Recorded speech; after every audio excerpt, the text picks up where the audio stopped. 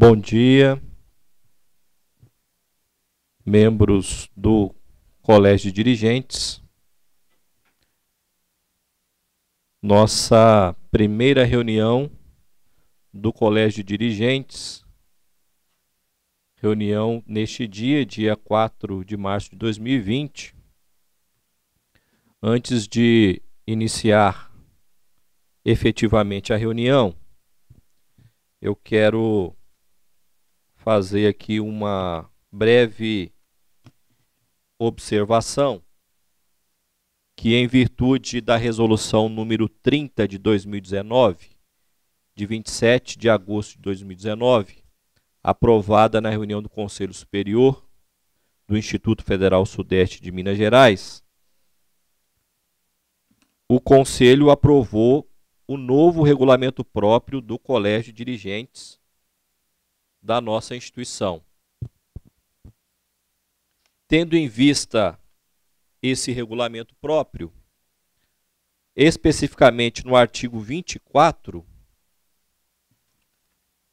nós temos uma grande inovação em relação às reuniões do Colégio de Dirigentes, que é, a partir de solicitações, seja dos nossos servidores e da comunidade em geral, as reuniões passam a serem transmitidas em tempo real ou gravadas para posterior divulgação.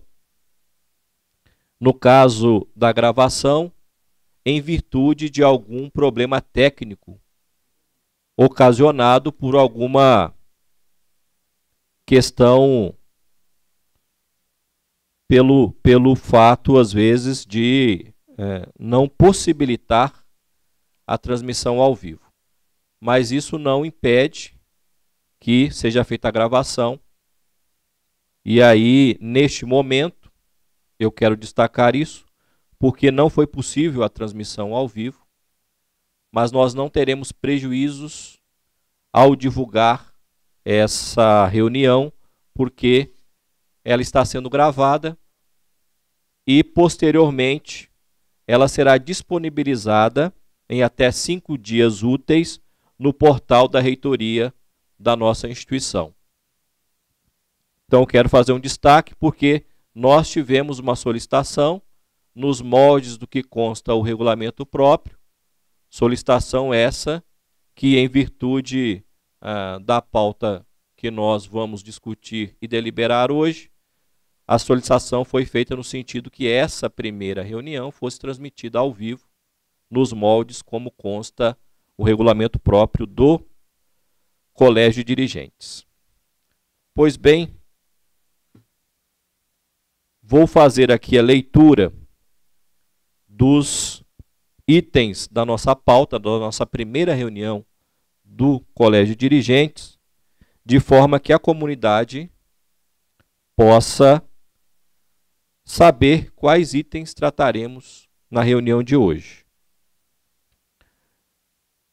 Além das comunicações do reitor,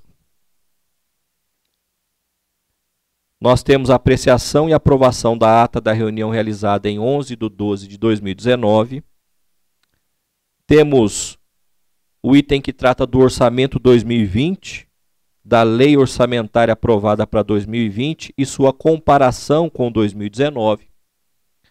Nós vamos falar também sobre capacitação e definição das estratégias para 2020. Apresentação do estudo para a definição do plano de centralização de contratações públicas em atendimento à portaria 13.623 de 2019 da Secretaria de Gestão, Ministério da Economia. O item 6 trata do Plano Anual de Contratações de 2021, destacando aqui as diretrizes para a sua elaboração. Item 7, apreciação preliminar da proposta de ampliação do prazo de vigência do atual Plano de Desenvolvimento Institucional 2014 e segundo semestre de 2019 para 2014-2020. Nós vamos falar também sobre o edital de polos de inovação, recentemente publicado pela Embrapi. O item 9, afastamento para qualificação, definições para o próximo edital e tramitação do regulamento. Na sequência, o item 10, apreciação das estratégias de divulgação do processo seletivo, aspectos gerais. No item 11, discussões sobre a indicação das bancas da Comissão de Processos Seletivos, da COPESE. O item 12, apresentação das propostas dos novos cursos para 2021. E o item 13, teremos comunicações gerais. E aí destacamos o 13.1, processo eleitoral para escolha de representantes no Conselho Superior. O 13.2, apresentação e lançamento do painel da Pró-Reitoria de Administração. 13.3, indicações dos coordenadores institucionais do Programa de Residência Pedagógica e do PIBID. 13.4, outras comunicações gerais. E aqui o destaque também, nós vamos discutir a alteração da data do próximo colégio de dirigentes, porque, lembrando aqui, que em virtude das fortes chuvas que nós tivemos na região da Zona da Mata e vertentes, tivemos que tomar a decisão de alterar as reuniões do Colégio de Dirigentes e do Conselho Superior, tendo em vista que os acessos que ligam os campi à reitoria estavam, de certo modo, com várias questões, principalmente de alagamentos, de buracos excessivos, e assim a gente achou por bem suspender essas reuniões, de modo a preservar ali a integridade física dos nossos servidores. Então hoje a gente realiza essa primeira reunião, mas isso traz também um impacto para a definição das próximas reuniões do nosso calendário para 2020. Então, nas comunicações faremos isso. Bom, dando destaque então às comunicações do reitor, eu quero aqui dizer que nós temos a presença da Larissa, a nova diretora do campus Bom Sucesso, aqui conosco. Temos hoje também a presença do professor Jefferson, que substitui o professor Sebastião, que se encontra em período de férias. Nós temos o diretor de gestão de pessoas, que tem cadeira cativa aqui nesse colégio de dirigentes, Rivamar Marques de Araújo. E aí tem cadeira cativa e ele é eternamente convidado aqui a participar desse colégio de dirigentes, que agora nós temos uma sigla também, né, que é o CODIR. E aí nós vamos ter que se habituar também com essa sigla nas nossas reuniões. Bom, eu então quero dar aqui boas-vindas a Larissa, que integra esse colegiado. É a primeira reunião dela, na primeira reunião do Colégio de Dirigentes. Larissa, seja muito bem-vinda, viu? Pode ter certeza que aqui você vai ser muito bem acolhida pelos colegas. E daqui para frente, tenho certeza que você vai participar de muitas decisões importantes para a nossa instituição e assim mesmo representando o Campus Bom Sucesso. Seja bem-vindo. Bom, eu quero falar algumas questões nessas comunicações, mas depois, nas comunicações gerais, eu volto para alguns destaques, porque muitos assuntos que nós vamos tratar aqui nos itens de pauta, eu posso complementar ao final da reunião do Colégio de Dirigentes. Mas, de maneira geral, como vocês bem sabem, esse ano nós já começamos com muitas pautas que nos surpreenderam em virtude de várias decisões do governo no final do ano passado. No âmbito do CONIF, Em janeiro, nós já tivemos uma primeira reunião extraordinária para tratar da questão da medida provisória 914, aquela que altera a Lei 11.892, especificamente no que tange ali mudanças no processo eleitoral que escolhe os dirigentes dos institutos federais e também do Colégio Pedro II. No caso das instituições que fazem parte da rede federal, a mudança foi drástica e isso traz uma preocupação para as nossas instituições, tendo em vista que o avanço que nós tivemos ao implementar na Lei 11.892 uma sistemática de eleição muito bem definida para os institutos, lembrando que desde a criação dos institutos, essas eleições nunca tiveram nenhuma insegurança jurídica, porque lá nós temos a clareza de como é o nosso processo eleitoral, e com a medida provisória, isso traz uma mudança significativa, que aí, depois nas comunicações gerais, a gente detalha mais especificamente isso.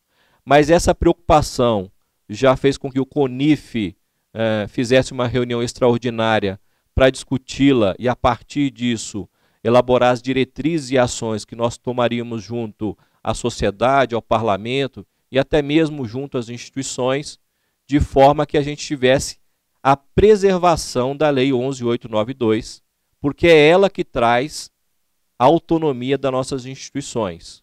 E qualquer alteração que é feita nessa lei, de certo modo, afeta a autonomia, e assim a gente entende que pode, com certeza, ter um aspecto que vai trazer muitas restrições, né, a esse projeto tão inovador que é os institutos federais. Mas, para não prolongar, nas comunicações gerais a gente trata mais detalhadamente. Outra questão, o orçamento 2020, também nós vamos ter aqui a apresentação do pró-reitor de administração, mas também foi tema discutido no CONIF, porque para 2020 a lógica, a sistemática do orçamento, ela é diferente dos anos anteriores, e nós tivemos também aqui na rede federal, recentemente, aquela questão do impacto nas despesas obrigatórias, que isso gerou, né, por parte da nossa comunidade, uma grande insegurança, mas também uma decisão tomada coletivamente no CONIF, pelos entendimentos que nós tivemos, pelas discussões que nós fizemos, as despesas obrigatórias serão pagas, todos os provimentos, todas as promoções, nós vamos encaminhar para os procedimentos como sempre fazíamos, mas detalhadamente a gente também vai explicar isso lá nas comunicações gerais. E aqui já fica um pedido que nós vamos fazer uma agenda junto a vocês, dirigentes dos campi, para que a reitoria possa, no momento oportuno, discutir junto à comunidade desse tema que tem preocupado tanto aos nossos servidores. E aí a gente também vai fazer esse agendamento de forma a tratar esse assunto, não só pela questão técnica, mas também das ações que o CONIF está promovendo para reverter qualquer questão que possa vir prejudicar os servidores e também mudar a lógica de funcionamento da nossa instituição. Esses são os dois assuntos, né, que tomaram conta das nossas agendas aí desde o início do ano. Eu acho por bem destacar aqui nas comunicações gerais. Mas então vamos passar adiante para o item 2, porque depois a gente retorna para esse debate mais detalhado. O item 2, apreciação e aprovação da ata da reunião realizada em 11/12/2019. Se algum conselheiro tiver alguma sugestão de alteração ou esclarecimentos, eu passo a palavra para vocês. Enquanto vocês vão pensando aí, só fazer outros destaques em relação ao funcionamento do CODIR. Bom, tendo em vista a resolução número 30, né, de 2019, só para a gente manter aqui um formato de reunião, de forma a atender o que consta lá nos artigos, o quórum que nós temos para dar início à nossa reunião do CODIR, agora a maioria absoluta, né? Ou seja, nós temos que ter no mínimo 9 integrantes, membros. Para as comunicações dos membros, máximo de 5 minutos, desde que aprovadas pelo CODIR. Manifestação dos membros, máximo de 5 minutos, admitindo-se mais de uma intervenção no debate por igual tempo. É permitido os apartes, e os apartes são pedidos ao orador e usados somente com o consentimento deste. 1 minuto. E o orador pode conceder até 2 apartes no máximo, independentemente de ser solicitado por um ou mais membros. Duração das reuniões. Duração de 4 horas, podendo ser prorrogadas por 30 minutos, limitadas a 2 prorrogações, mediante concordância dos presentes. Por proposição do presidente, mediante concordância dos membros presentes, o CODIR se manterá em reunião. Quais são as proposições que o CODIR pode realizar? Recomendação, parecer, indicação e diligência. Então,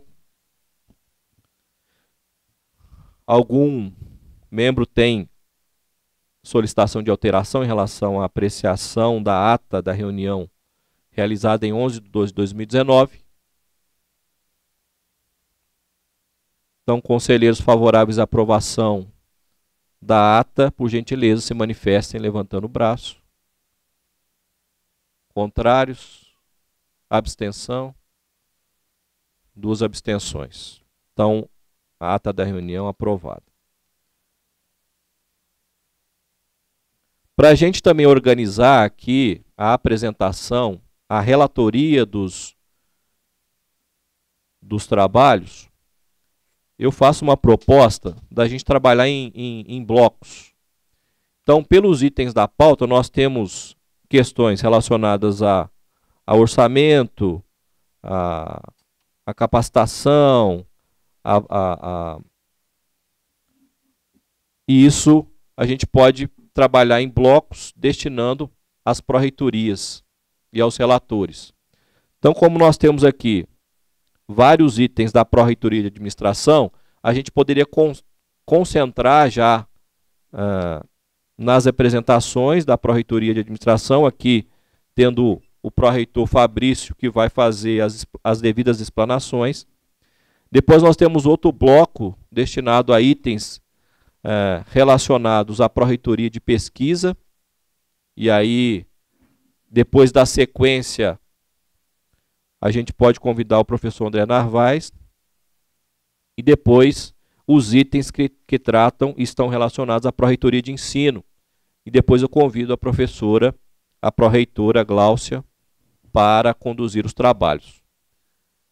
Algum conselheiro tem alguma objeção em relação a essa proposta? Podemos mantê-la nesse formato? Muito obrigado. Então, eu convido agora o pró-reitor Fabrício e passo a palavra a ele para as explanações relacionadas aos itens que nós vamos tratar aqui, especificamente o item 3, que inicia agora. E aí eu deixo ao seu critério, Fabrício, essa gerência dos itens a ser discutido aqui no colégio. Fique à vontade para a sua explanação.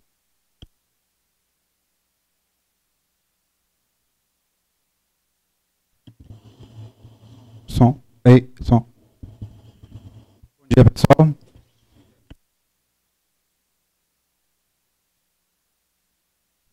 Ei. Pode ir? Pessoal, 3, 4.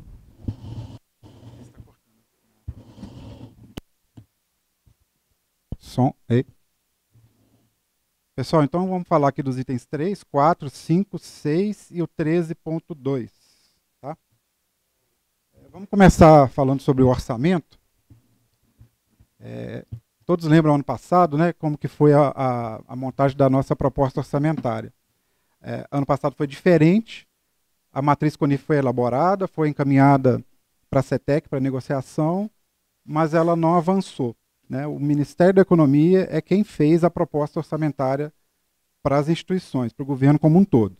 E o Ministério da Economia, o que ele pegou? Ele pegou 2019 e replicou para 2020. Tá?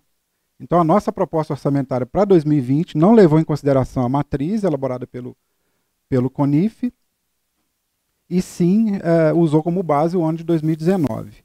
Tá? Porém, quando a lei orçamentária foi encaminhada para o Congresso, por conta do teto dos gastos e as despesas obrigatórias, o governo ele separou a proposta orçamentária em duas. Né? Por conta dessa limitação dos gastos, ele consignou na lei aproximadamente 60% dos valores de 2019 e os outros 40% eles estão condicionados à aprovação do Congresso. Por que essa separação? Por que o Congresso tem que aprovar um crédito a mais do que está na lei orçamentária? O governo, quando ele faz as despesas, ele pode se endividar para fazer mais despesas. Tá? A Constituição determina que o governo só pode se endividar para fazer despesas de investimento. Despesas correntes, ele não pode se endividar, a não ser que o Congresso aprove. Tá? Então é isso que aconteceu. As despesas obrigatórias subiram muito, sobrou pouco espaço para as despesas discricionárias, né? E aí precisou de colocar na lei orçamentária essa necessidade de o Congresso aprovar um crédito suplementar para manter o mesmo nível de gasto de 2019, das despesas discricionárias. Os investimentos estão preservados, que o governo pode se endividar sem problemas para fazer investimentos. O que é despesa discricionária e despesa obrigatória? As despesas obrigatórias são aquelas que o governo não tem margem para mexer, ele é obrigado a fazer. As despesas de pessoal, as aposentadorias e pensões, as despesas com INSS, com assistência social, com os juros da dívida, né, os juros e o principal da dívida, são despesas obrigatórias. Tudo mais onde o governo pode mexer, ele pode definir se gasta ou não, é despesa discricionária. Está na gerência de cada gestor fazer ou não aquela despesa. Então, o orçamento da União ele foi encaminhado para o Congresso dessa forma. Tá? O Congresso ele apreciou a proposta do governo e, na hora de aprovar a lei, ele fez uma pequena modificação na lei. O próprio governo já mandou uma proposta modificada ao final do exercício. Tá? E o Congresso aprovou a lei com uma pequena modificação. Ele mexeu um pouco na proposta do governo. Tá? Mais para frente eu vou mostrar isso. Então, o orçamento nosso está dividido em 2 volumes lá na lei orçamentária. Tá? Tradicionalmente, as despesas do Ministério da Educação ficam no volume 5. O Ministério da Educação tem muitas unidades orçamentárias e precisa de um anexo, um volume da lei só para ele. Então, nós estamos aqui no anexo 5, né? A nossa unidade orçamentária é a 26.411. Então, uma pesquisa lá no Google, a gente acha o link do site do Ministério da Economia e a gente consegue localizar todos os anexos e volumes da lei orçamentária. Então, a lei orçamentária está aqui, né? Aqui vem um histórico, né, do que foi a lei orçamentária de 2019, está aqui 295. E a LOA de 2020 veio para 272. Então aqui tem por ação, por tipo de despesa, por programa, por função. Tá? Quem quiser conferir a nossa lei orçamentária, ela está aqui. Ela está consolidada, não aparece por campos. E nesse volume constam os 60%. Os outros 40%, eles estão no volume 4, tá? Num órgão específico de programações condicionadas à aprovação legislativa. Então, é o artigo 167 da Constituição que levou o governo a fazer essa proposta. Tá? E aqui, a gente tem que buscar pela unidade 93.313. Tá? Houve uma separação das unidades orçamentárias para exatamente evidenciar qual o montante, quais as unidades que teriam essa necessidade de aprovação legislativa.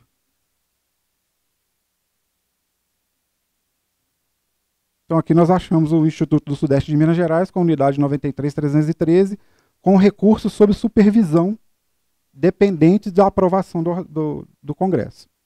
O orçamento ele foi aprovado, foi publicado, né?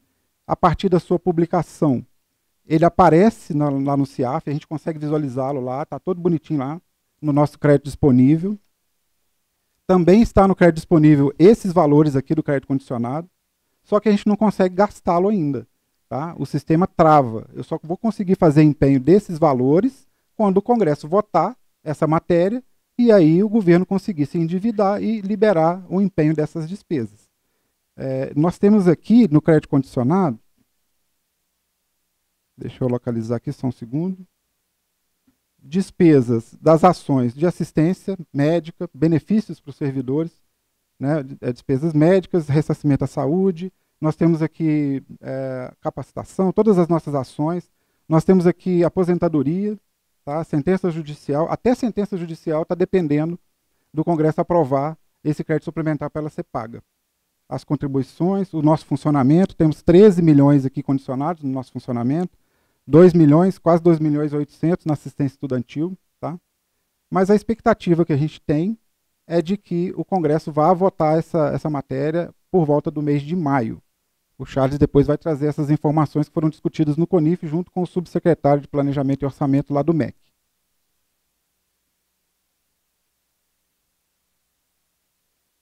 Então aqui está o nosso orçamento. Nós temos as ações, né, nós temos as naturezas de despesas, se é custeio, se é investimento, a fonte de recursos. Então o que aconteceu? O projeto de lei orçamentária previa 31.955.000, incluindo a arrecadação nossa previsão de arrecadação, investimento, etc. Quando a LOA foi aprovada pelo Congresso, houve uma modificação. Foi incluído na LOA 450 mil de uma emenda parlamentar de investimento, mais 190 mil de uma emenda parlamentar de custeio, e as ações, em cada ação de custeio, houve uma diminuição e também na de investimento. O que era previsto aqui de 2 milhões na ação 20 RG, virou 1.935.000. Então, para cada ação nossa, exceto a nossa arrecadação e a emenda parlamentar, houve uma pequena diminuição do orçamento, do que foi programado pelo governo e do que foi aprovado pelo Congresso. Tá? Nós temos, então, aqui 918 mil a menor do que era a proposta orçamentária. E como a proposta orçamentária era a mesma de 2019, então nosso orçamento de 2020 está menor do que o de 2019.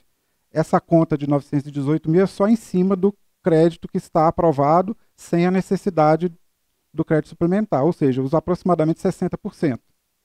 Está menor do que 60% agora, que depois dessa modificação ele está em torno de 57% que está liberado para a gente. Também no crédito suplementar, foi aprovado um total de 16 milhões, mas ele está menor também do que proposto pelo governo. No final das contas, o nosso orçamento está 1,5 milhão menor, tá? Isso nas ações que a gente tem gerência.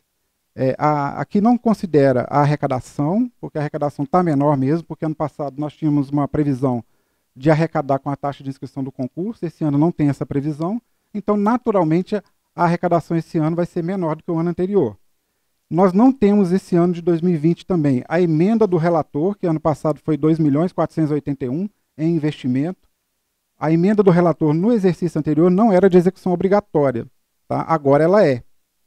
Então, ano passado, o governo remanejou essa emenda do relator para outros órgãos e a gente conseguiu executar dela apenas 75 mil, lá no finalzinho do exercício. Então, há essa diferença de 2019 para 2020. Não temos mais essa emenda do relator. Tá? Então, temos aqui 1,5 milhão, aproximadamente 3,32% a menos, com uma pequena variação entre as ações aqui. A gente já está liberando o orçamento para cada unidade. Já liberamos o que chegou em fevereiro, em janeiro já liberamos o que chegou em fevereiro. E a partir agora da publicação do decreto de programação financeira, a gente recebeu os limites de empenho. Né? O normal é sempre isso. Tem a lei orçamentária publicada, assim que ela é publicada, no dia seguinte a gente tem o crédito dela disponível no sistema. E aí nós podemos ir gastando, etc. Mas o governo tem 30 dias para publicar o decreto de programação financeira. É nesse decreto que ele determina se há contingenciamento ou não por ministério. Tá?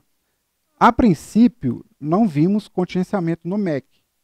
Mas o MEC, como nós somos vinculados a ele é a nossa unidade setorial, orçamentária e financeira, o MEC pode limitar a gente no empenho, que é o limite de empenho. Então nós recebemos na sexta-feira limite de empenho. Nós recebemos um total de 10 milhões de limite de empenho. Considerando esses 10 milhões em cima do que está liberado para a gente gastar, que é aproximadamente 57%, nós recebemos 42% desse total.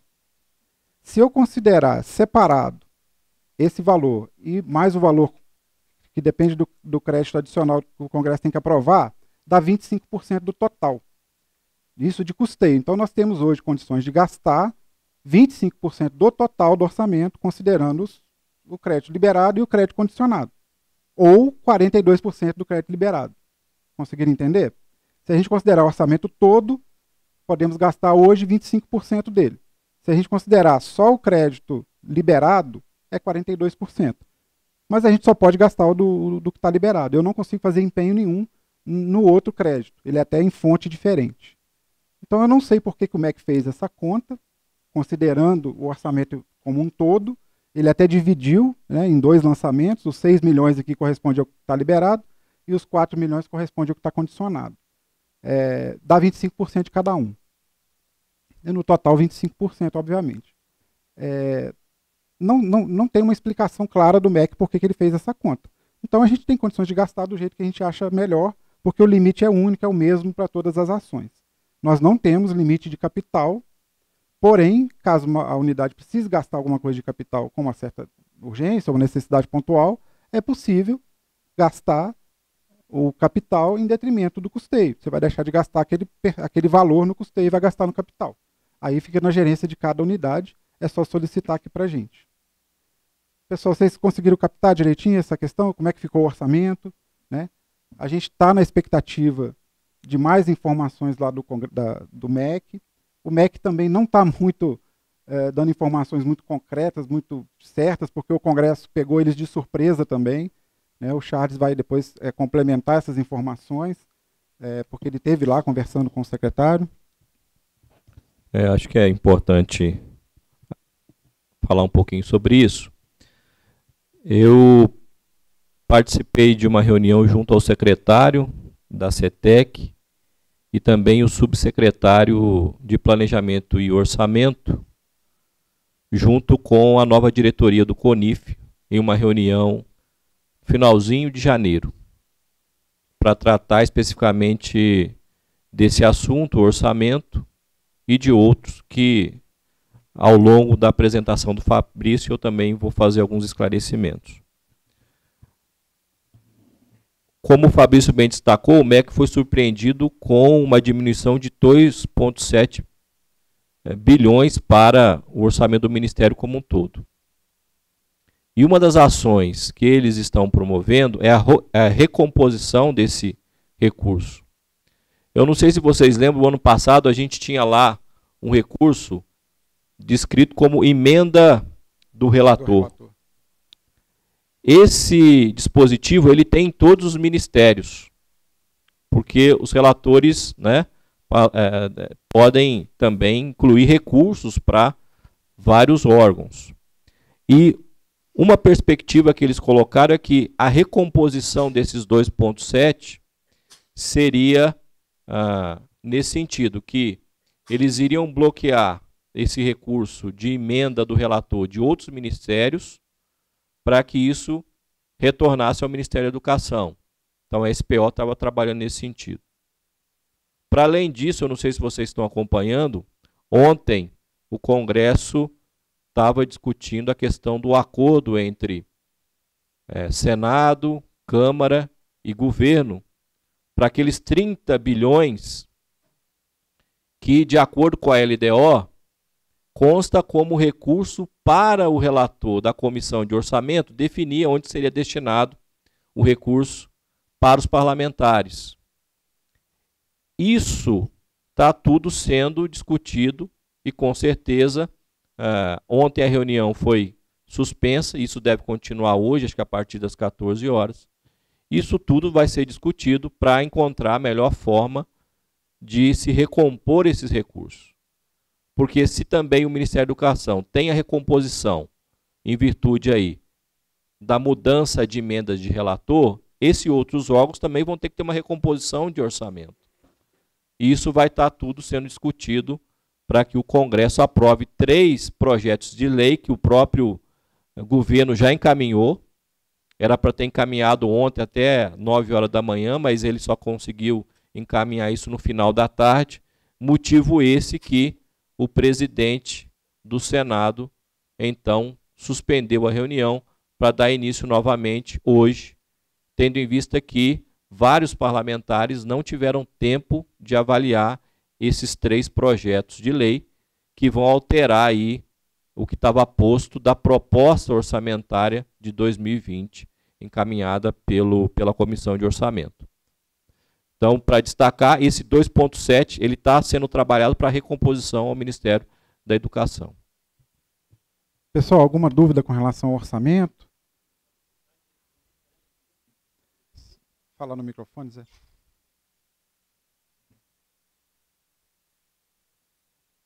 Bom dia, José Geraldo, Campos Manhuaçu. Esses 42% é referente a qual? Referente ao orçamento? Se a gente fizer a conta do limite que a gente recebeu, comparado com o que a gente tem disponível para gastar hoje, que seriam os 60%, dá 42%. Ah, então tá. Entendeu? Obrigado. A gente tem disponível para gastar 24 milhões. 20 milhões das ações de funcionamento, capacitação, etc. 4 milhões da assistência estudantil. Então dá 24 milhões. Nós recebemos 10. Então dá 42% em cima desse valor. Okay. Esse valor é o 60%. Se a gente considerar o orçamento todo, a gente recebeu 25% dele. Ok, obrigado. Tá? Esses 25% corresponde a 3/12. Então é isso que o MEC vai fazer mensalmente com a gente, pelo menos por enquanto. Nós vamos receber aproximadamente 1/12 do todo, mês a mês. Então as despesas que vocês forem executar, elas vão ter que seguir também esse ritmo, né? Teve ano que a gente já recebia um limite maior, o que a gente fazia? Empenhava os contratos já por vários meses, né? De repente até o fim do ano. Desde o ano passado, a gente tem que fazer essas despesas um pouco mais parceladas, vamos dizer assim. Então, mensalmente, a gente vai ter um trabalho a mais de controlar o que recebeu e controlar as despesas que a gente precisa fazer naquele mês. Tá entendido? E só para destacar, né, Fabrício, nós não podemos suspender nenhuma atividade, principalmente das finalísticas. Então, se tivermos que lançar os editais, vamos lançar normalmente, porque a gente sabe que daqui a pouco essa questão orçamentária ela vai estar mais clara. Mas a gente não pode, internamente, ter nenhuma ação para suspender tudo aquilo que a gente já faz para que nossas atividades finalísticas aconteçam normalmente. E aí, então, assim como no passado, é a mesma orientação para esse ano. Tá? Vamos manter normalmente funcionando, porque eu tenho certeza que o trabalho que a gente está fazendo no CONIF junto ao parlamento, daqui a pouco a gente reverte isso, e aí a gente não pode prejudicar nossas atividades finalísticas. Então, exatamente. O nosso orçamento, ele é 31 liberado já, mais 16 que não está liberado ainda, mas ele faz parte da nossa lei orçamentária. Vocês viram lá que ele consta na lei como um volume 4 e volume 5. Tá? Então, o nosso orçamento ele é 48 milhões, tá? Incluindo a nossa arrecadação, incluindo as emendas parlamentares. Então, a gente tem que continuar com as nossas ações. A instituição não pode parar ou não pode considerar que só tem 31 milhões para gastar esse ano. A gente tem 48. Então, os contratos, as licitações, as contratações que estão planejadas, elas devem seguir o seu trâmite normal. Né? Não é viável paralisar as atividades, principalmente as atividades de apoio às áreas finalísticas. Tá? Qualquer dúvida com relação a essa questão, na hora de montar os processos, da dotação orçamentária, é só fazer contato aqui com a Pró-Reitoria de Administração que a gente esclarece o fato. Mas o fato é que a gente tem que continuar com a instituição andando e pressupõe a gente fazer os nossos processos. Isso, a gente sabe que cada campus tem uma realidade diferente, mas o Fabrício já deixou aqui como proposta qualquer questão de dificuldade em relação ao orçamento, a gente está aqui disponível para atendê-los.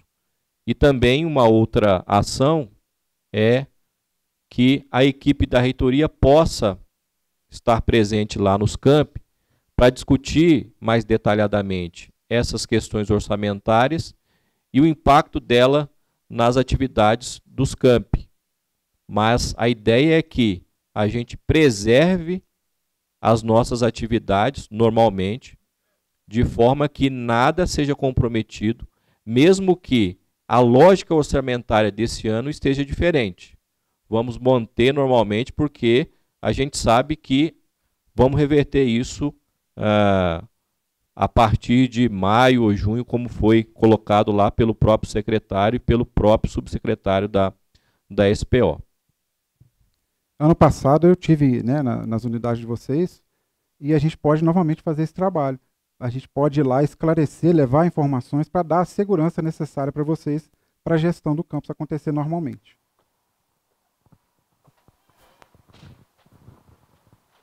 Só para Batista, Campos Rio Pomba, só para melhorar um pouco o entendimento, nós estamos trabalhando, então, hoje,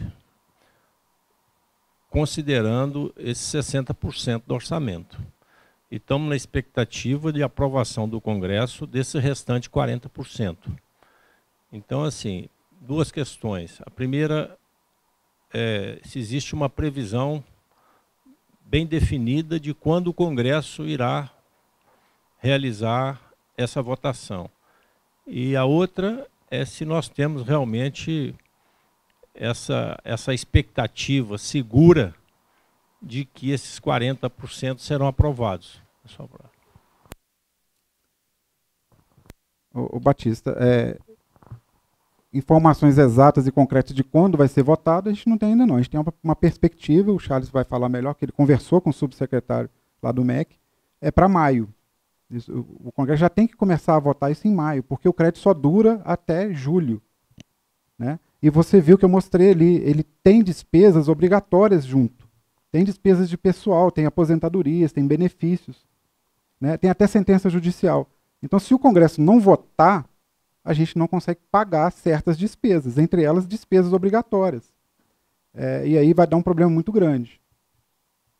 O Charles pode trazer mais informações da conversa lá no CONIF. Batista, o ano passado, essa situação também aconteceu. Eu não sei se vocês lembram que também teve um projeto de lei para crédito suplementar. 200 e tantos bilhões. Porque várias despesas obrigatórias, elas dependiam desse crédito suplementar. Quando você avalia a lógica que foi feita da proposta orçamentária, eles jogaram grande parte desse recurso aí dos 40% em despesas obrigatórias. Ou seja, o Congresso vai ter que analisar essa matéria e vai ter que aprovar. Então, pelas falas lá do secretário e do subsecretário, eles estão trabalhando já junto ao parlamento para encaminhar o mais rápido possível esse PL. Os próprios parlamentares sabem dessa necessidade e muitos até eles vão ter a iniciativa de adiantar isso.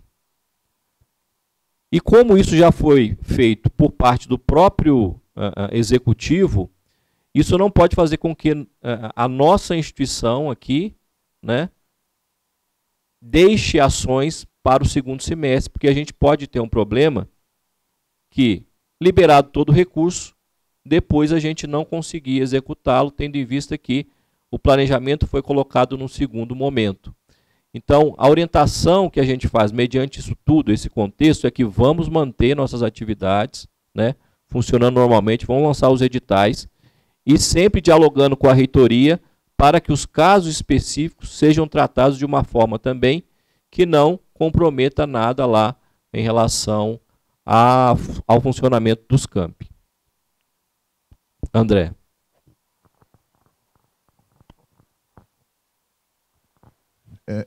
André Diniz do Campos Santos Dumont. é muito na linha do que o Batista falou, Charles e Fabrício. Porque, por exemplo, Santos Dumont, se a gente só considera os 60%, a gente não consegue fechar o ano, né? E me parece que isso vai ser uma realidade nas unidades todas, né? E se a gente considera os 40%, né?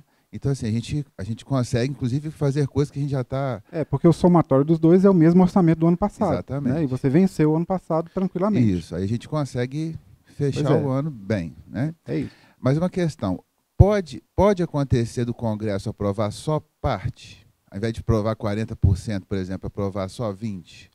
E aí se for, não seria melhor essa cautela antes dessa votação? Olha, a cautela, ela vem também por conta do limite de empenho, né? Nós temos um limite de 1/12 por enquanto. A cada mês, temos 3/12. Então, a gente já tem cautela. Você não vai fazer despesas hoje que você não tem orçamento, mas você tem a perspectiva de tê-lo. A lei orçamentária já te deu aquilo. Então, se você precisa, no seu caso, contratar novos serviços terceirizados, que é exatamente o seu caso, eu penso que você deve fazer, porque senão você está prejudicando a atividade da sua unidade de não ter aquele serviço que pode ser essencial. Caso aconteça em último caso, uma catástrofe, o Congresso não aprova em parte, você tem que se adequar. Você vai começar a cancelar os seus contratos por interesse público. O orçamento que você tinha como perspectiva, ele não mais se concretizou. É a mesma situação do ano passado, da questão do bloqueio. E se o bloqueio não tivesse sido revertido, o que você ia ter que fazer? Cancelar contratos, diminuir os seus gastos. É a mesma coisa esse ano. Nós temos um novo bloqueio, só que esse bloqueio está hoje na mão do Congresso e não na mão do Executivo. A mecânica é a mesma. Você tem que ter prudência, sim, mas você também, junto com isso, tem que fazer a sua instituição continuar andando, continuar ofertando o serviço. Só para exemplificar aqui, ó, nesse volume 4, olha, todos os ministérios estão aqui, ó, todos, inclusive o órgão da Presidência da República, Ministério da Defesa, todo o Executivo Federal está aqui. Está todo mundo com esse mesmo problema que a gente. Então, o Congresso não vai, se ele fizer algo, ele não vai fazer algo só para os institutos, ou para universidades, ou para o MEC. Vai ter que ser para a administração federal como um todo. Então, isso é muito pouco provável. Tá? Esse é o desafio que a gente enfrenta enquanto gestor, tendo em vista essas prerrogativas orçamentárias, e ainda mais esse ano, 2020, que a lógica orçamentária ela muda completamente em relação aos anos anteriores. Mas, discutindo isso junto aos reitores e reitoras do CONIF, junto ao Ministério da Educação, junto à CETEC, a SPO, a gente entende que nós temos que considerar o orçamento que consta para a nossa instituição de forma que a gente faça o planejamento. Isso não pode ser motivo, às vezes, da gente aqui deixar ou postergar algo que nós temos que fazer para não prejudicar a instituição nas suas diversas atividades. Então, a gente tem tratado isso, André, de uma forma muito conjunta no CONIF. Isso também fazendo um diálogo até com as universidades, com a Andifes. Então, o momento é a gente trabalhar dessa maneira e não parar nenhuma atividade institucional. Porque o Congresso, junto com o governo, eles vão ter que resolver isso. Porque se não resolver, nós vamos ter um momento de calamidade e isso ninguém vai querer, porque prejudica o próprio país. Então, a gente trabalha com essas questões, é lógico, né, com cautela, mas a ideia é a gente avançar normalmente, até para que não traga nenhum prejuízo para a nossa instituição e para os nossos estudantes, né, que a gente tanto luta aí com as atividades finalísticas. Mais alguma dúvida, pessoal? Então, recapitulando, a gente tem um orçamento ligeiramente menor do que o do ano passado, né? A gente tem limite de empenho, então temos 3/12 para gastar. Isso não engessa também as ações de você. Se precisar de um limite maior, a gente tem condições de, na reitoria, remanejar alguma coisa para atender uma situação específica. E isso inclui também assistência estudantil, tá? 3/12 também da assistência, é todo custeio, tá? as ações de pesquisa, ensino e extensão, a mesma coisa. Nós temos que discutir posteriormente qual que é a nossa estratégia esse ano para a gente trocar de custeio para investimento. Desde 2017, a gente tem cada vez menos orçamento de investimento disponível, né? Tem ficado mais na CETEC para a gente conseguir um TED, um recurso extra, para atingir certos objetivos. Mas internamente a gente está tendo uma margem para trocar de custeio para investimento. Ano passado nós tivemos um valor extra que foi colocado na matriz, né? Esse ano, como o orçamento replicou, a gente tem novamente esse extra. Então a gente tem que imaginar e a gente tem que discutir se a gente pode trocar, aliás, pode, mas qual o montante. A gente vai fazer esse estudo e na próxima reunião a gente já acerta isso, porque o primeiro momento para trocar orçamento é agora na primeira semana de abril. E é interessante que a gente já faça essa troca, porque a gente já consegue dar andamento nos nossos processos com mais tranquilidade. Então eu vou trazer na próxima reunião uma proposta da gente trocar custeio para investimento. Tá? Igual a gente fez ano passado. A gente fez esse mesmo movimento, deu muito certo, atendeu bastante as unidades, e a gente tem que novamente fazer esse movimento. Além disso, nós temos que informar lá na CETEC, e o prazo está chegando, as nossas necessidades de investimento para esse ano. Eles mudaram um pouquinho as diretrizes de liberação de recursos para obras, né, e equipamentos, e a gente vai fazer esse levantamento junto com o desenvolvimento institucional e vamos encaminhar lá para o MEC essa semana ainda. E, paralelo a isso, a gente vai tentar novamente conseguir um outro TED para equipamentos. Então, no mesmo esquema que nós fizemos ano passado, todos vocês já têm que identificar, né, as necessidades. Nós temos uma planilha compartilhada já, né, eu já mandei o link para vocês. Tem que abastecer essa planilha com as demandas e fazer a mesma coisa que a gente fez ano passado, se preparar para quando chegar o recurso, a gente conseguir empenhar.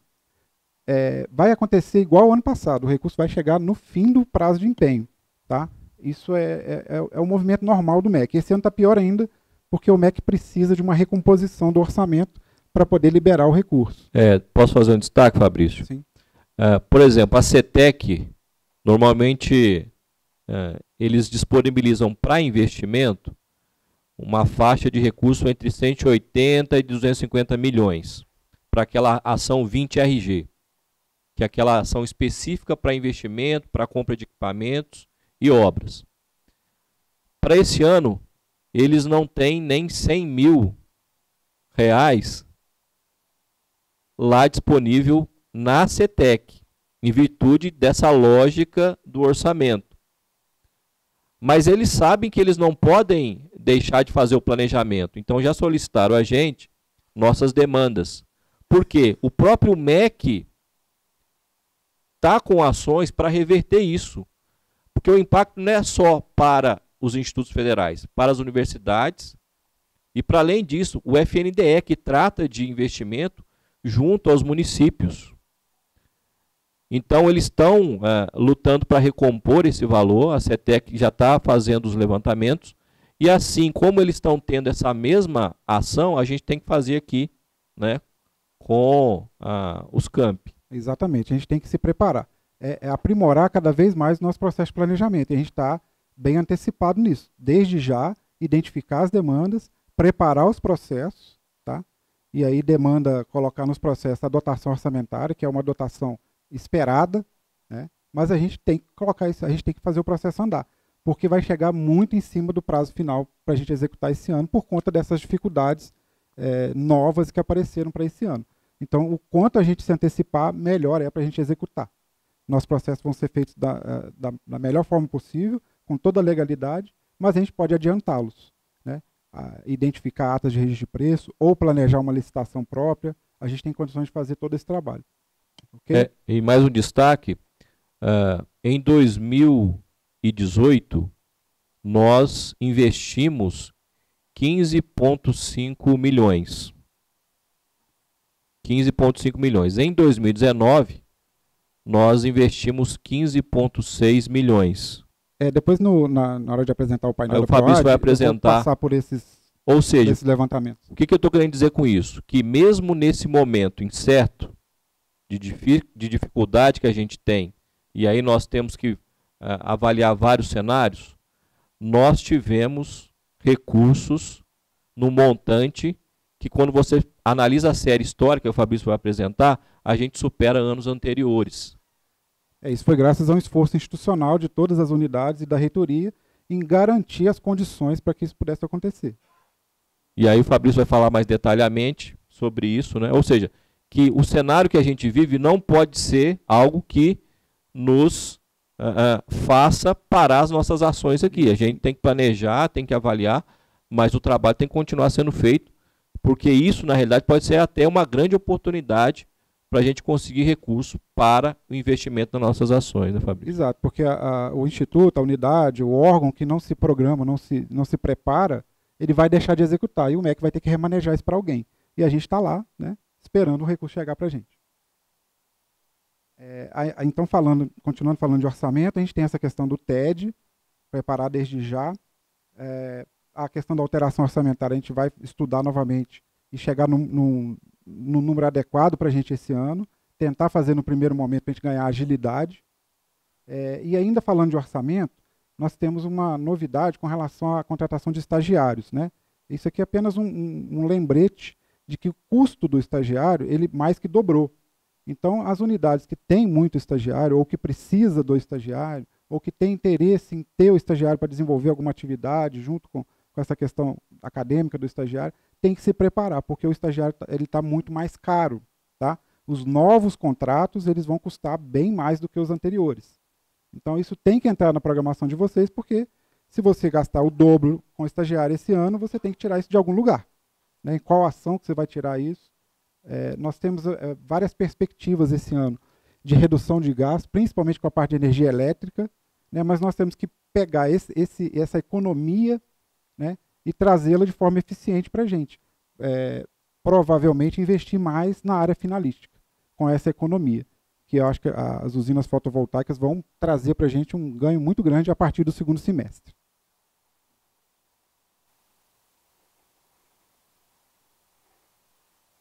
Alguma dúvida com relação ao orçamento? Planejamento para esse ano? Tá. Então vamos falar do planejamento para o ano seguinte, né? É o PGC, o nosso Plano Anual de Contratações. Ano passado nós fizemos, foi uma novidade, nós fizemos com bastante dificuldade para entender o sistema, entender o processo.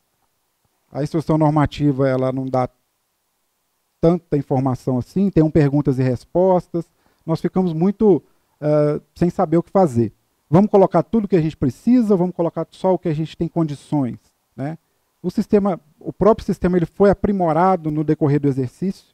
Esse primeiro ano, o próprio Ministério da Economia ele entendeu que foi um ano de piloto, né, de melhorias, né, e para 2021 já está o prazo para lançar. Mais à frente, quando eu for falar da questão da centralização de contratações, eu vou mostrar o diagnóstico do plano desse ano. E aí a gente tem algumas coisas que precisam melhorar. Tá?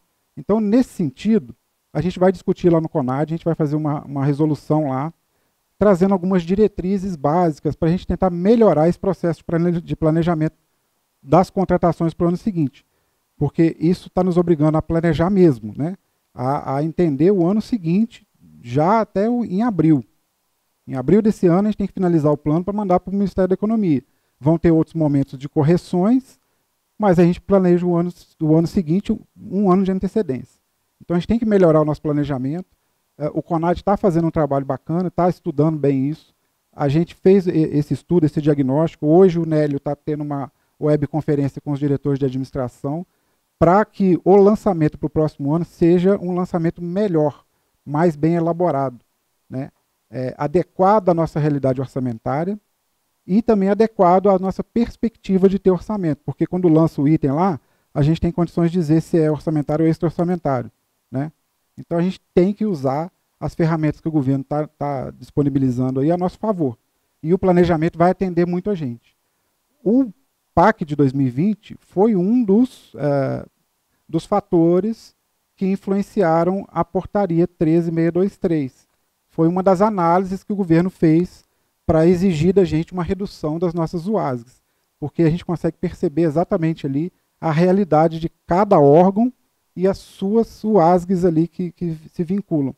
Então, na apresentação, vocês vão perceber se há sobreposição ou não, as distorções e o que a gente pode ali melhorar. Então, com relação a esse item 6, é mais um informe porque o CONAD é que vai debruçar sobre isso, vai fazer a resolução, e na próxima reunião do colégio, talvez em abril, né, a gente traga essa resolução já pronta e o que a gente está fazendo. Por exemplo, a gente fez tinha possibilidade de lançar grupos, agrupar itens. A gente tem assim, uns 2.000 grupos. Cada um lançou um grupo de um jeito, e repetindo muito. Então, assim, a gente tem que padronizar isso para ficar mais fácil até depois de fazer o diagnóstico. Tá? Não tem como fazer um diagnóstico de 2.000 grupos. A gente tem um outro porém lá que a gente lança, cada unidade lança os seus itens. E tem unidade que lançou, por exemplo, livros, cada título foi um item. Então isso traz uma impressão de que a gente está comprando muito livro, ou está gastando muito esforço para comprar livro, apenas. Então, assim, quando aparece lá no estudo, o primeiro item que aparece é livro. O segundo é conexão hidráulica. Então, assim, a nossa razão de ser não é comprar conexão hidráulica. A gente não tem que lançar melhor para quando a gente faz um diagnóstico disso daí sair da melhor forma possível. Tá? Junto a isso, a resolução é para orientar no preenchimento, junto com as instruções que a diretoria de administração está passando aos diretores de administração. E junto a isso, então, a gente precisa planejar melhor as nossas contratações. Tá? A gente tem, todo ano, um esforço de fazer as compras compartilhadas. Nós temos uma portaria de 2016, a 510/2016, que disciplina as compras compartilhadas aqui na instituição. O que acontece? A gente precisa melhorar esse trâmite, essa dinâmica de compras compartilhadas. A gente, ano passado, se reuniu com os representantes de cada campus, das áreas demandantes, e dividimos as licitações que seriam de maior vulto, e que tradicionalmente a gente faz isso mesmo. O material de expediente, por exemplo, ficou com o Muriaé, o campus Barbacena ia ficar com a telefonia, mas acho que teve uma dificuldade. O que acontece? No final das contas, cada campus ficou com 2 licitações que são compartilhadas, licitações institucionais, vamos chamar assim. E a reitoria ficou com 10. Então, a reitoria está trazendo uma responsabilidade, está pegando uma responsabilidade muito grande, que é correto, a gente tem que fazer isso, mas a gente tem uma equipe muito pequena de licitação. A gente tem 2. Tá? A terceira pessoa, ela divide as tarefas entre licitação e logística de transportes, SDP, passagem. Então, a gente faz muito processo, depois no plano de centralização das contratações isso vai ficar evidente, e a gente precisa ter mais eficiência para atender vocês melhor, para fazer as licitações de uma forma melhor, ou até mesmo para agregar licitações para a gente ganhar em escala. E a gente está deixando de melhorar esse processo. Então, qual que é a proposta que eu trago aqui? É a gente fazer uma comissão central de licitações. Só a reitoria sozinha não consegue mais absorver tanta tarefa com qualidade. Então, a gente precisa dividir isso com vocês. A gente já divide nas compras compartilhadas, mas a gente precisa, talvez, trazer uma expertise maior. Então, a gente precisa tentar licitar serviço de vigilância ou limpeza de uma forma conjunta para tentar ganhar em escala. A gente precisa licitar a telefonia única para o Instituto, para ganhar em escala, para ter um contrato só, para gerenciar isso mais fácil. A gente precisa licitar a gerenciamento da nossa frota. Então, a gente tem que estudar se vale a pena manter a frota terceirizada ou a frota própria. Né? Nós estamos com dificuldade de dar manutenção nos veículos, eles já estão ficando antigos, está custando caro. Lá no painel da PROAD, vocês vão ver a manutenção de veículos, o gasto com combustível. Então, a gente precisa montar uma comissão que seja especialista em licitações de grande vulto, de grande complexidade e obras. Né? A gente hoje praticamente tem uma pessoa só que faz as obras. Ano passado foram 20 processos de RDC entre projetos e obras. Então, a gente precisa dessa comissão, dividida em 2 subcomissões, uma para obras e outra para as licitações de grande vulto e complexidade. E aí eu preciso de um profissional de cada campus para fazer parte dessa comissão. Posso contar com esse profissional de cada campus? Eu sei que é difícil. Tem campus igual São João del Rei, que tem 2 pessoas para fazer licitações e contratos. São João del Rei nem está na minha proposta aqui de trazer uma pessoa. E quando eu falo trazer, é trabalho remoto, né? Não é para ficar aqui. Né?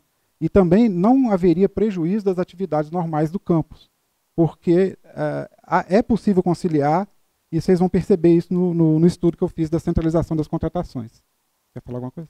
Só para dar o destaque, a reitoria é responsável pelos processos e licitações referente a obras.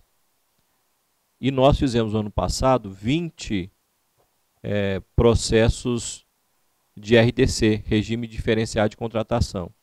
Se a gente tiver uma equipe que os servidores dos campi participem também, a gente vai conseguir dar mais dinâmica a esse processo. E a gente diminui o risco das contratações. Por exemplo, diminui o risco. Se essa pessoa que a gente tem hoje vir a faltar por algum motivo, precisou tirar uma licença, a gente fica na mão. Então a gente precisa de outras pessoas com esse conhecimento, compartilhar o conhecimento. Isso é bom, inclusive, para o profissional, para o campus, porque vai ter um profissional mais capacitado.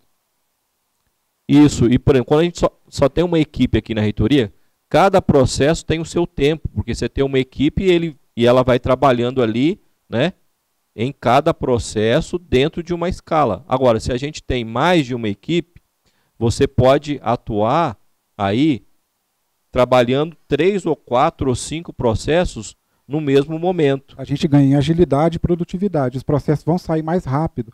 Ou os processos mais difíceis vão deixar de ser elaborados por um campo só e vão ser elaborados por todos, porque está a equipe de todos os campos ali.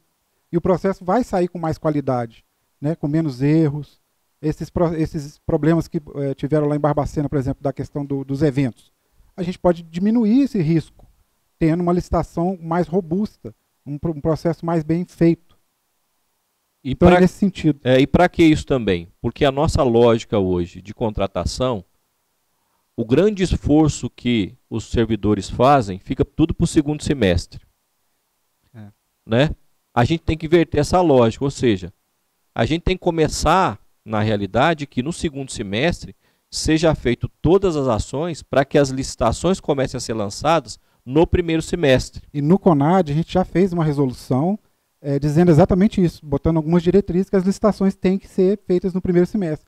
As compartilhadas, nós colocamos um calendário, tem datas limites para todos os envolvidos ali, os demandantes, o responsável, a licitação, né, o período que vai para a procuradoria, o período de 15 dias, qual que é o período para publicar isso depois que volta. Está tudo lá no calendário que a gente publicou na resolução do CONAD. Então é um processo que a gente está fazendo de amadurecimento, de planejamento das contratações, que vem junto com o plano anual de contratações e a nossa organização interna. A gente tem condições de melhorar em muito os nossos processos licitatórios. Alguém tem alguma objeção dessa proposta do Fabrício? André? A minha proposta aqui é um de Rio Pomba, um de Barbacena, um de Juiz de Fora, um de Muriaé e um de Santos Dumont. E mais a equipe da reitoria e mais representantes da engenharia e ou outros setores que têm que estar envolvidos ali na hora de fazer a aceitação da proposta. Pessoas técnicas. Não, só uma sugestão, Fabrício. Não seria melhor a gente passar na outra pauta para ver a questão da centralização primeiro? Para depois voltar nessa proposta? Isso aqui independe da questão da centralização. E ao final da apresentação, a gente vai ter uma direção do que fazer, né? Centraliza sim, assado ou não centraliza. E aí isso daqui vai fazer sentido, porque a gente precisa de ter isso, independente da centralização ou não. Porque a gente tem aqueles requisitos mínimos, 50% agora no meio do ano. Persiste a necessidade da gente ter essa comissão, mesmo reduzindo 4 ASGs nesse ano. O que muda, talvez, é o trabalho remoto. Pode ser que o trabalho seja físico, local. Entendeu? Por conta da junção. Mas quando chegar lá, você vai conseguir captar direitinho. Batista.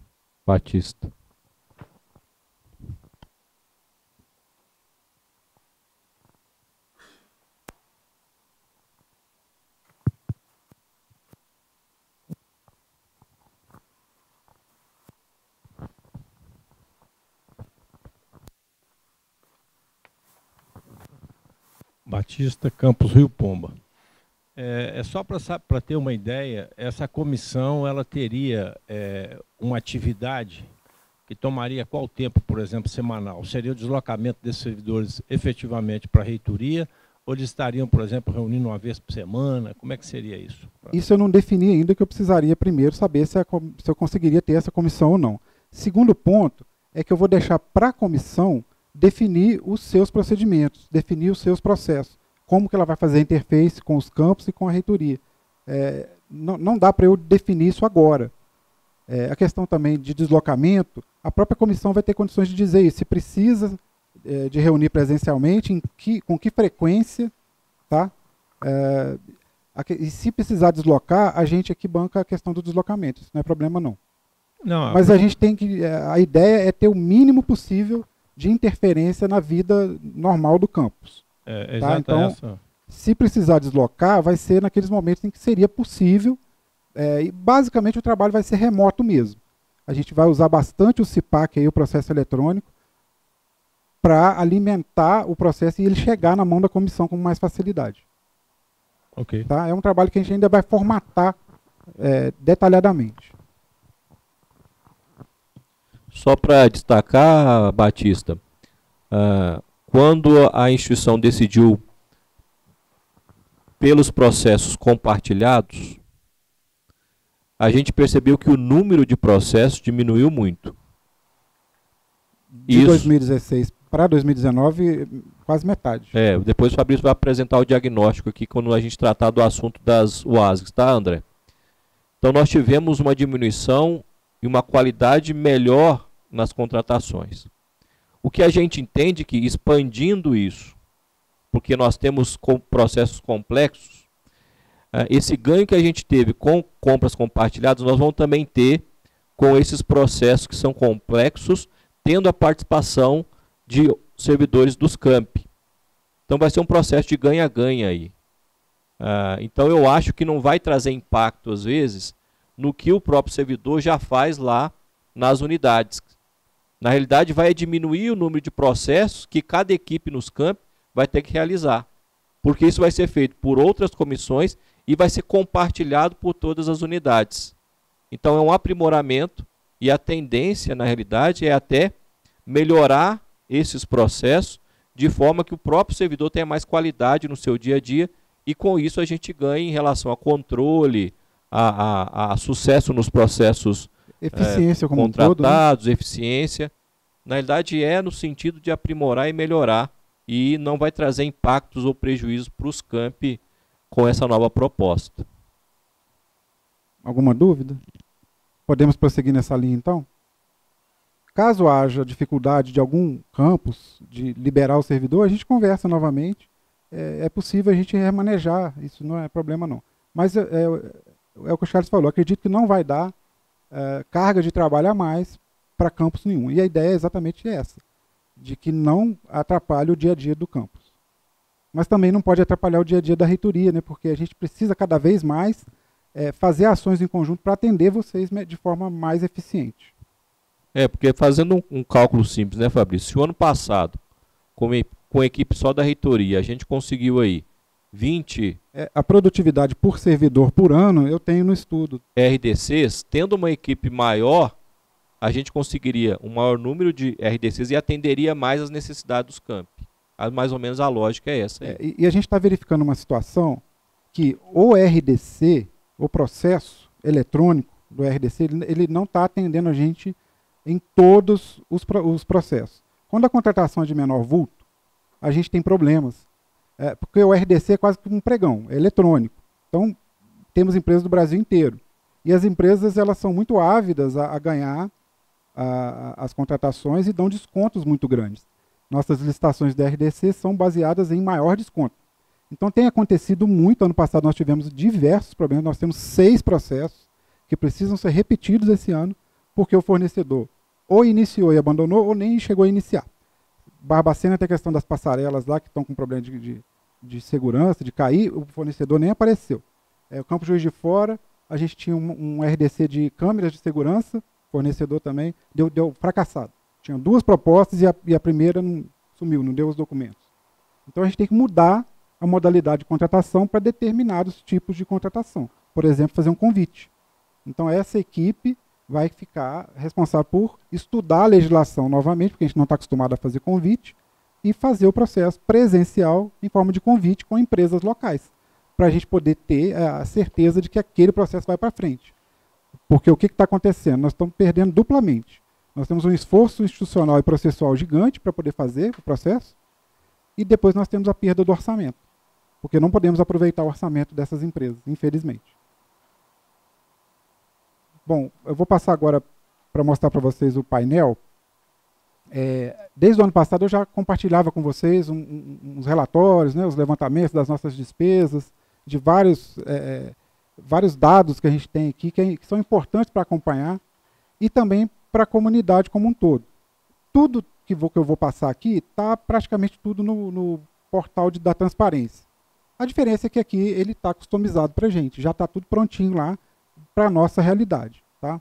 Então a ideia foi essa, fazer uma transparência ativa e deixar os dados disponíveis para todo mundo, já que eles são públicos e já estão no portal da transparência. E algumas coisas customizadas que nos facilitam a gerência do dia a dia. A gente vai conseguir ver quanto que a gente gasta em diárias, energia elétrica, água, telefone, manutenção de veículos. E isso pode trazer para a gente uma facilidade na hora de tomar decisões com relação a essas despesas. Nós temos aqui depois os investimentos, tudo que a gente investiu nos últimos 10 anos, né, para a gente ver como que o Instituto evoluiu. A gente tem um acompanhamento aqui do nosso orçamento, desde o dia que ele nasce até quando ele é executado. Então, vou mostrar para vocês aqui. É só acessar a página do Instituto. Só uma parte aqui. No ano passado, eu compartilhava com vocês, mas tinha que ter o e-mail institucional. Então, quem era de fora não conseguia acessar. Agora está aberto para todo mundo. É só vir aqui na página da Pró-Reitoria de Administração. Clicar em Transparência. Ele traz um texto introdutório de tudo isso que eu falei, da questão da transparência, e o link está aqui. E aqui, isso aqui é um trabalho em desenvolvimento ainda, né? Tem bastante coisa que eu estou planejando, estudando e colocando aqui, disponibilizando. Eu vou passar a fazer muitas coisas aqui relacionadas à licitação, porque eu consegui o acesso ao DW do Comprasnet, e tem muita informação que a gente pode tirar para melhorar as nossas contratações. Então vai ter muita informação relacionada aos nossos processos. Então a gente tem aqui a área de orçamento, finanças, licitações e contratos e um painel de indicadores. Esse painel a gente já encaminhou para vocês por e-mail, para manifestações, sugestões e tal. Então aqui em orçamento, a gente tem toda a vida do Instituto relacionada ao orçamento. Né? Nós temos aqui a gestão do orçamento, que é a proposta orçamentária, a matriz, né? Depois o que foi aprovado na lei, depois a execução, 2019, agora 2020. O campus avançado está separado aqui, o de 2019 ainda está em andamento, eu não terminei de fazer. Eu tenho acompanhamento da nossa arrecadação, tá? É importante avaliar isso também. A gente arrecada o suficiente, o tanto que a gente arrecada é importante para a gente. A despesa que essa arrecadação gera, ela é custeada pela própria arrecadação, então tem bastante coisa aqui para a gente analisar. Os nossos restos a pagar de todo ano.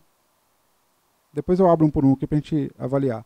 A evolução do nosso orçamento nos últimos 10 anos, então tudo que a gente recebeu de dotação, de orçamento na lei orçamentária, depois tudo que a gente conseguiu executar, tem diferenças entre os anos do que era na lei e do que a gente executou, porque vários anos tiveram contingenciamentos, então não conseguimos nem sempre executar tudo que a lei orçamentária nos deu, e aqui está separado em obras e equipamentos mobiliários e acervo bibliográfico.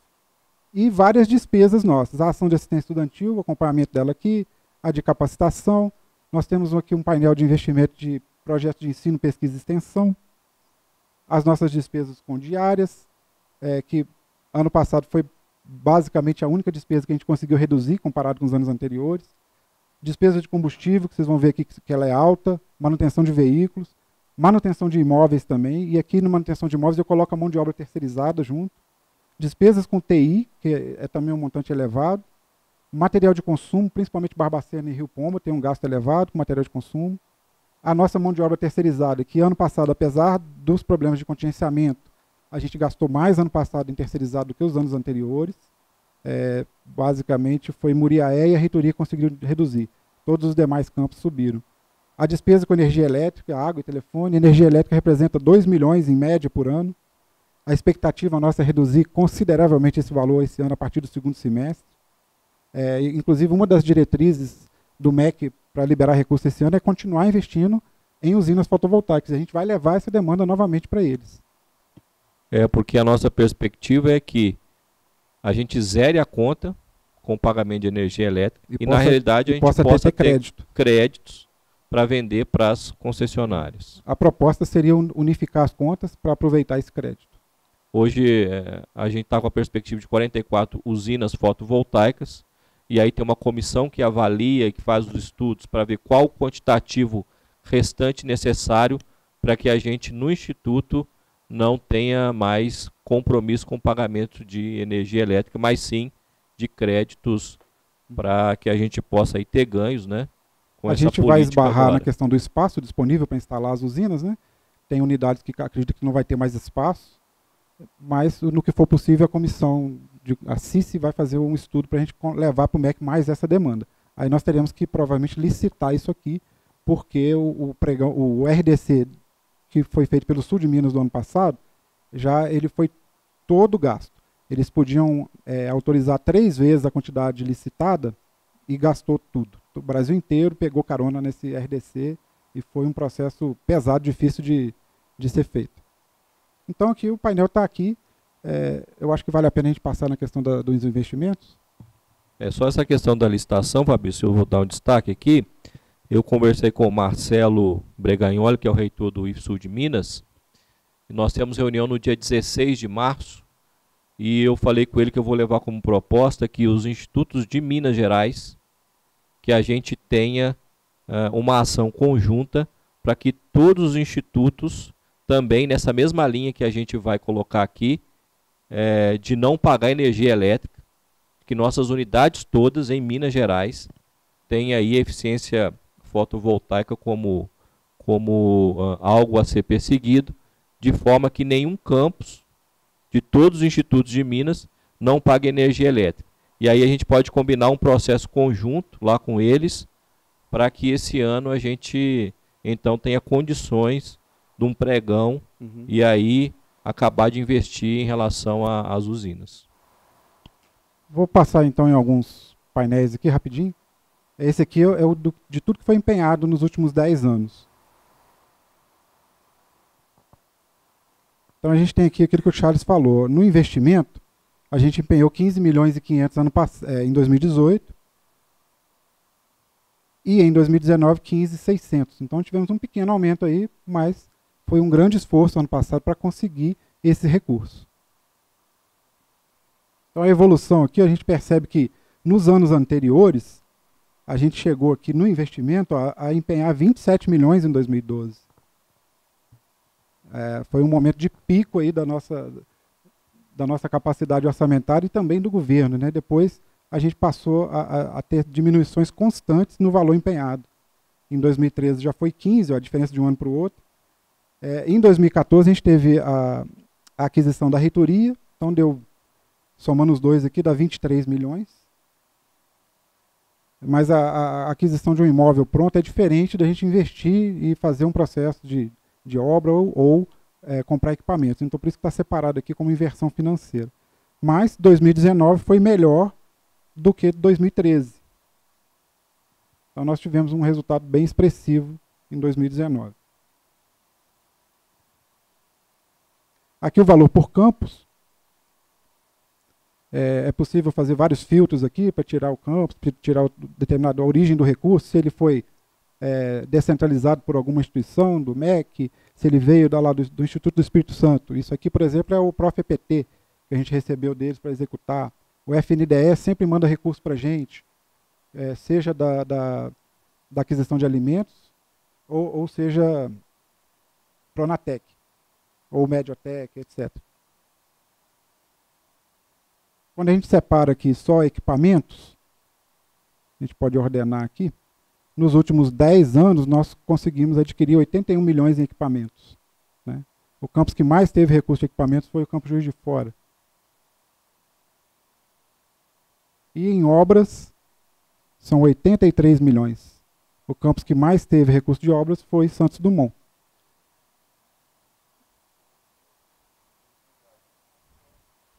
Já ganhou tudo que precisava, não tem mais não, acabou. Mas se a gente somar os dois, o investimento como um todo, o Campus Juiz de Fora é o primeiro, disparado.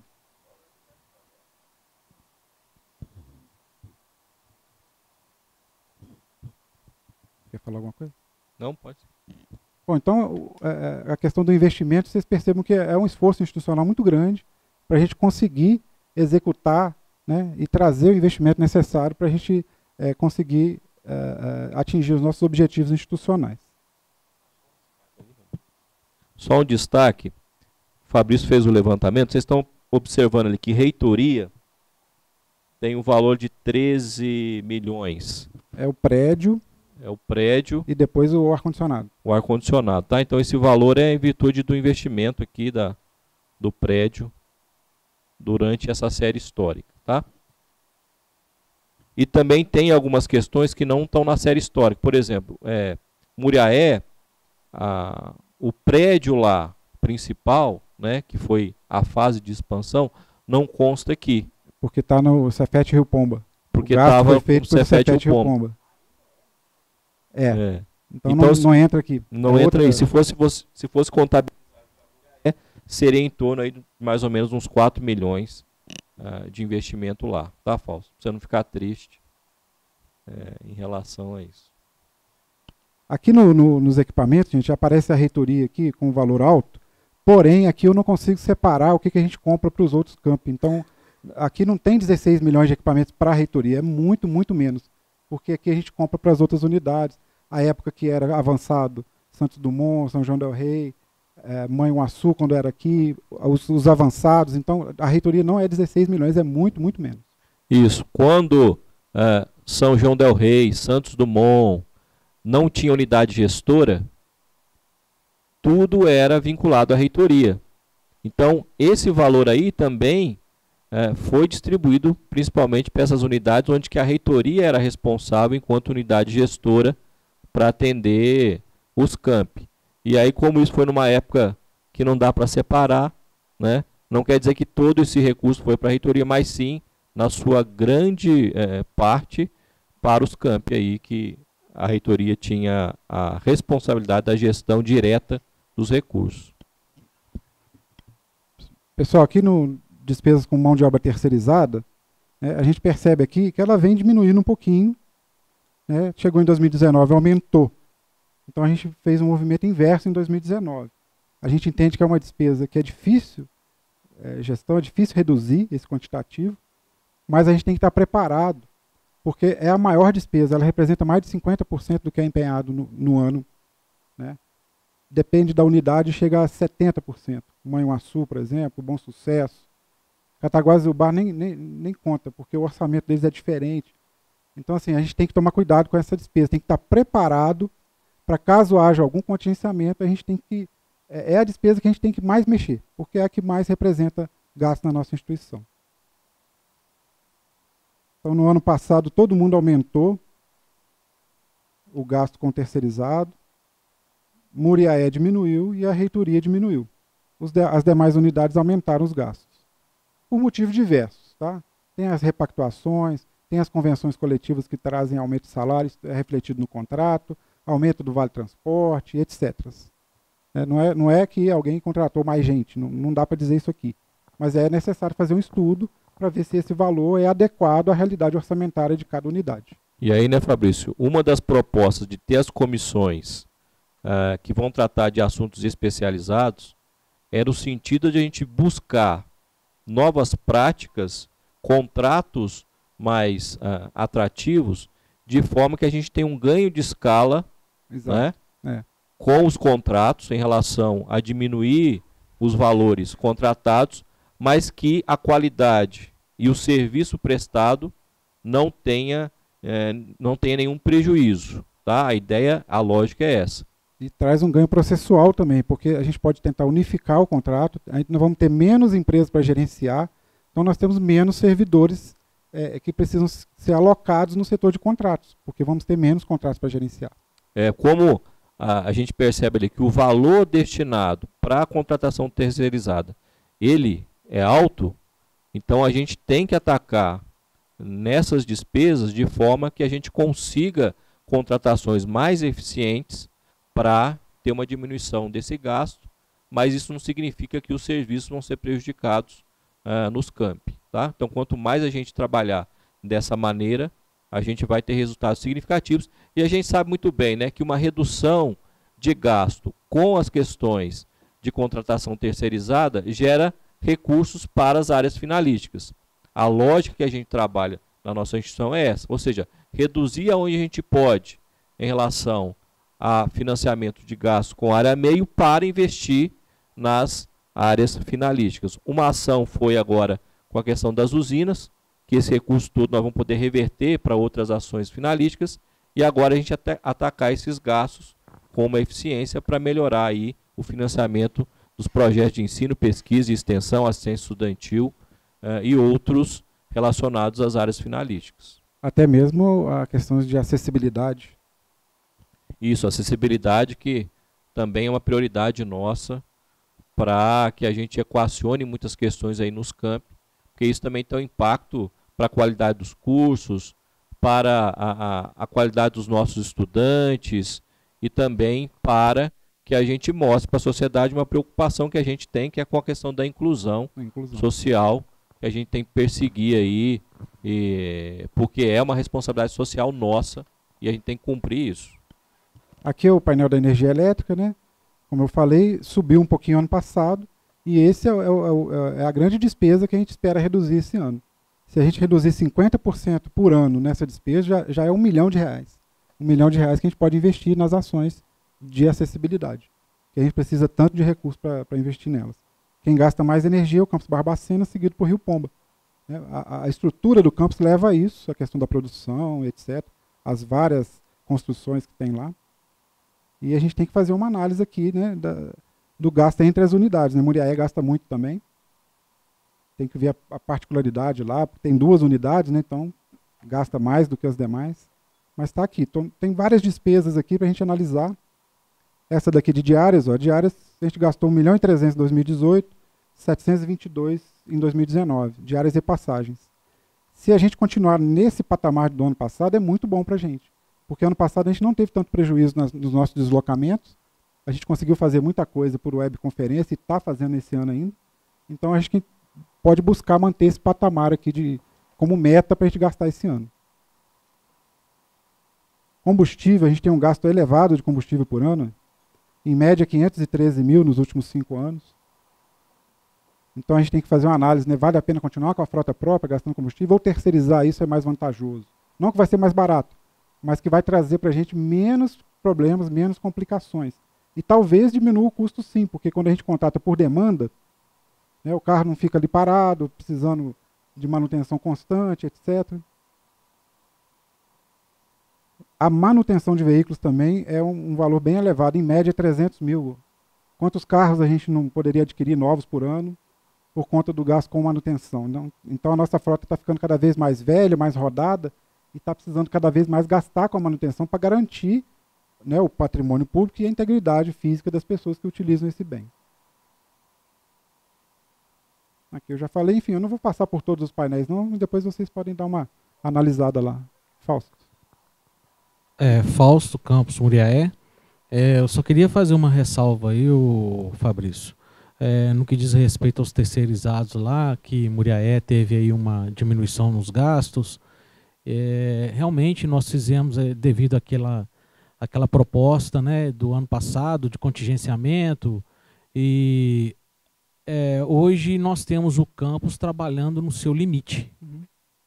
Se vier uma outra proposta de redução de terceirizados, não temos como atender mais. Não temos.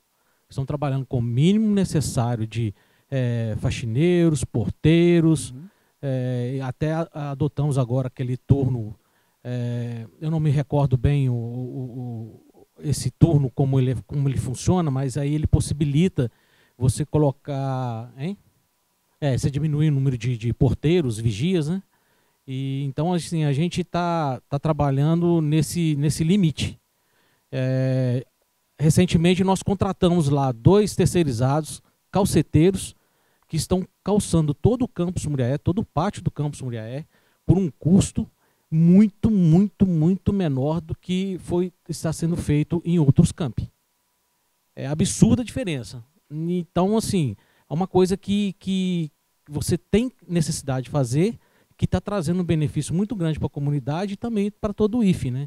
Gerando economias e aquilo que vocês disseram mesmo. né? Então, assim, eu quero deixar só para todos aqui que nós estamos trabalhando no gargalo, não temos mais como diminuir no terceirizado, existe até uma demanda que eu já passei para vocês aí, né, que futuramente, daqui a pouco o Charles deve falar sobre isso, que é contratação de laboratorista para curso de design de moda, e a gente faz o que é possível. Exato. Mas a realidade é essa mesmo. Muitas unidades estão no limite mesmo. A reitoria também abriu mão de vários trabalhadores terceirizados e está prejudicando um pouquinho o andamento das coisas aqui. Mas foi a realidade que nos foi apresentada e foi a solução que a gente precisou implementar. É difícil, não é fácil, mas tem que se pegar esses dados aqui por tipo de despesa ali e começar a fazer uma análise se você consegue trazer mais eficiência para isso. É igual a questão do veículo, né? Se for mais eficiente para a gente terceirizar o veículo do que ter frota própria, é uma ação que a gente tem que fazer. Se no caso do terceirizado, essa ação que você já fez ali, de mudar a escala dos profissionais ali, trouxe um benefício para o campus, é isso que tem que fazer. Aumentar a quantidade é necessidade de todo mundo. A gente precisa de orçamento para isso. E a gente tem um outro problema que eu tenho que falar ainda da capacitação, porque além de tudo, nós precisamos de contratar intérpretes de Libras para atender. O Ministério Público já está exigindo da gente isso, daqui a pouco tem ação judicial. A gente precisa de outras coisas, né? Investir mais em vigilância. E aí o que a gente tem que fazer? Tem que ser criativo, tentar talvez investir no monitoramento remoto e não no posto de trabalho ali, porque ele é caro, o posto de trabalho é caro. Então a gente tem que tentar ser criativo e tentar sair dessas situações. Se a matriz CONIF tivesse sido levada em consideração no passado, a gente tinha uma realidade diferente, talvez um orçamento um pouco melhor, baseado na sua quantidade de alunos, que é crescente. Por isso que você tem demandas maiores a todo ano, porque você tem mais alunos, você tem mais esforço institucional e você tem um prédio terminando de construir um terceiro andar, para você colocar mais alunos ali, né? Você tem mais gasto com limpeza, que é mais um andar para limpar. Mas nós não temos orçamento para garantir isso. Principalmente o gasto com energia elétrica, porque Muriaé necessita do ar-condicionado ligado o tempo todo, Exato. Enfim. Então, talvez essa ação com as usinas fotovoltaicas possa te trazer alguma folga orçamentária para você tentar incrementar em alguma coisa essa despesa. Ou outra despesa, ou a área finalística, ou a área meio. Mas esse é o caminho que a gente tem que seguir. E por isso que eu fiz esse painel com bastante informação. Para poder a gente esmiuçar as nossas despesas, entender elas e conseguir trabalhar para que isso possa ser reduzido e trazido de uma forma mais eficiente. Eu entendo a sua preocupação, você está certinho, e a gente tenta, de todas as formas, melhorar essa questão do nosso orçamento. E graças a esses relatórios elaborados por vocês aí, que a gente consegue ter noção onde melhorar, né? As ações a gente só consegue através dos estudos comprovados nesses relatórios, gráficos, enfim. Exatamente. Tudo isso aí. E só fazer uma ressalva também no que diz as usinas fotovoltaicas, é um ganho muito significativo para o nosso instituto, mas que as empresas, eu tenho amigos que trabalham no setor elétrico e eles já escutam uma ação das empresas geradoras e transmissoras de energia em taxar, porque eles estão percebendo uma diminuição significativa nos recursos captados. Sim. Esse final de 2019, houve essa conversa com a ANEEL querendo fazer isso daí. Se eu não me engano, até o presidente comentou de não taxar sol, etc. Essa proposta foi deixada de lado por enquanto. Mas eu acho que o grande ganho que nós temos agora, né, Fausto, como você destacou, o Fabrício também, que nós temos informações, nós temos um diagnóstico importante, que a partir dele, a gente vai fazer uma discussão mais qualificada, baseado em dados reais, e a partir disso, ações para que a gente possa melhorar a gestão do nosso gasto e priorizar que tipo de ação que a gente deseja, lógico, tendo em vista o pleno funcionamento da instituição, mas também não comprometendo as atividades finalísticas. Eu acho que essa lógica, com esse estudo e com esse portal que o Fabrício está apresentando aqui hoje, vai ser um instrumento importante para as nossas decisões, né? Porque antes a gente discutia muito, mas nós não tínhamos parâmetro daquilo que a gente realizava institucionalmente. Agora sim, vários indicadores vão permitir para a gente uma discussão e ações muito mais acertadas, né, para manter essa instituição que cada vez mais cresce, cada vez o número de alunos aumenta e os desafios nossos no dia a dia também aumentam. E para isso, nós vamos ter que ter instrumentos como esse para tomar as melhores decisões aí no nosso dia a dia. E qualquer sugestão de melhoria, correções, fiquem à vontade, tá? É só me comunicar que a gente corrige rapidinho. Agora, com relação à capacitação, ano passado a gente discutiu aqui, por mais de uma oportunidade, que o valor da capacitação para 2019 estava um pouco elevado. E teve a questão do contingenciamento, que nos prejudicou muito na execução dessa ação. Então a gente buscou, para minimizar os impactos, investir bastante em capacitação em company. A gente investiu na expertise e no know-how dos servidores para dar cursos, e a gente tem condições de fazer isso. Tem muito servidor aí com muita capacidade técnica para estar orientando e capacitando os seus colegas. A gente fez uma ação bacana com a questão de fiscalização de contratos, que é sempre uma dificuldade para a gente. O Edilson, lá do campus Santos Dumont, faz esse trabalho, faz muito bem. O Fabiano de Rio Pomba também. Aqui na reitoria, o Rafael, com termos de referência, também fiscalização de contratos. São ações que a gente tem que investir e fazer mais. Então, ano passado, a gente gastou muito menos em capacitação. E ainda ano passado tivemos a despesa com o mestrado, a última parcela do mestrado da UFF. Para esse ano, como o orçamento a gente não conseguiu fazê-lo, foi replicado pelo Ministério da Economia, e a gente já havia combinado que iríamos programar metade do valor que foi programado em 2019, que foi de 1.200.000, né? Esse 1.200.000 continua esse ano. Então a gente tem que pegar e reprogramar o valor dessa ação de capacitação, tá? Em pelo menos 500.000, 600.000 reais, para outras ações, como a gente já havia combinado ano passado.